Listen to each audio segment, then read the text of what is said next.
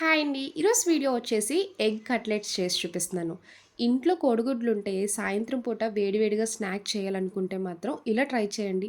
Easy ఉంటది. Taste అయితే మాత్రం చాలా చాలా బావుంటది. ఒక్కొక్కళ్ళు 4, 5 లాగించేస్తారండి. అంత సాఫ్ట్‌గా, క్రిస్పీగా తినే కొద్దీ తినాలనిపిస్తది. ఎప్పుడైనా ఎగ్‌తో కొంచెం డిఫరెంట్‌గా ట్రై చేయాలంటే మాత్రం ఇలా ట్రై చేయండి. చాలా అంటే చాలా బావుంటది. ఈ ఎగ్ కట్లెట్స్ ఎలా చేయాలో ఒకసారి చూద్దాం రండి. కట్లెట్స్ చేసుకునే ముందు ఎగ్స్ బాయిల్ చేసి పక్కన పెట్టుకోండి. నేనైతే 4 కోడిగుడ్ల వరకు తీసుకున్నానండి. ఇలాంటి ఒక బౌల్‌లో తురుముకునే స్టాండ్ తీసుకొని ఉడకపెట్టుకున్న కోడిగుడ్లన్నీ తురిమేసుకోవాలి.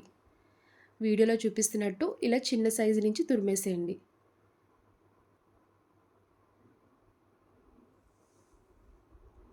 ఇలా చిన్నగా తురిమేసుకోవడం వల్ల కట్లెట్స్ బ్రేక్ అవ్వకుండా వస్తాయి.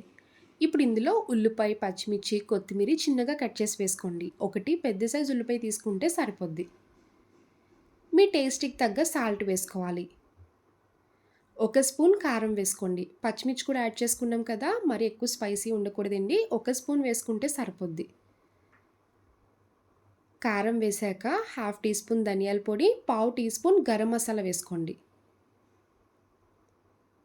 ఇంకొక హాఫ్ టీ స్పూన్ అల్లం వెల్లుల్లి పేస్ట్ వేసుకోవాలి. ఇందులో శనగపిండి అస్సలు యూజ్ చేయమండి. కార్న్ ఫ్లోర్ వేసుకుంటాం. 3 స్పూన్స్ వరకు కార్న్ ఫ్లోర్ వేసుకోండి. కార్న్ ఫ్లోర్ వేయడం వల్ల పై లేయర్ క్రిస్పీగా వస్తది. బైండింగ్ కూడా వస్తది. ఇలా ఇవన్నీ వేసుకున్నాక మొత్తం ఒకసారి కలిసేలా కలపండి. ఇందులో వాటర్ ఏమి యాడ్ చేయకూడదండి. ఇన్‌కేస్ మీకు డ్రైగా అనిపిస్తే కొంచెం యాడ్ చేసుకోండి. ఇలా మొత్తం మిక్స్ చేసుకున్నాక ఒకసారి హ్యాండ్ తడి చేసుకొని కొంచెం తీసుకొని రౌండ్‌గా చేశాక కట్లెట్స్‌లా ఒత్తుకోవాలి. వీడియోలో చూపిస్తున్నట్టు మనం వడలు వేసుకుంటాం కదండీ! ఆ విధంగా రావాలి షేపు. చూసారు కదా! ఒక్కొక్కటి హ్యాండ్ తడి చేసుకొని వేసుకుంటే కట్లెట్స్ అన్నీ కూడా నీట్‌గా వస్తాయి. ఇప్పుడు కట్లెట్స్ ఫ్రై చేయడానికి స్టవ్ ఆన్ చేసి కడాయి పెట్టుకున్నాక ఆయిల్ వేసుకోండి. డీప్ ఫ్రై వేయకండి. షాలో ఫ్రై కింద ఫ్రై చేయండి సరిపోద్ది.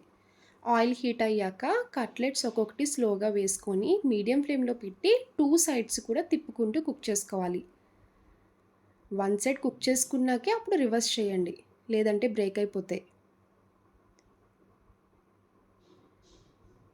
ఎగ్ యెల్లో పార్ట్ కూడా వేసాం కదండీ! దానివల్ల నురగ ఎక్కువొస్తది.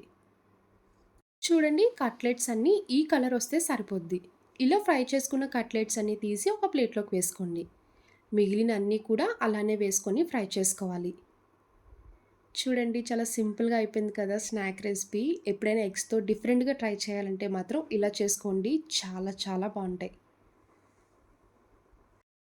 ఇలా ప్లేట్‌లోకి వేడి వేడి ఎగ్ కట్లెట్ సర్వ్ చేసుకొని తినండి. చాలా బావుంటది. కాంబినేషన్‌గా టమాటా కచప్ వేసుకొని తినండి.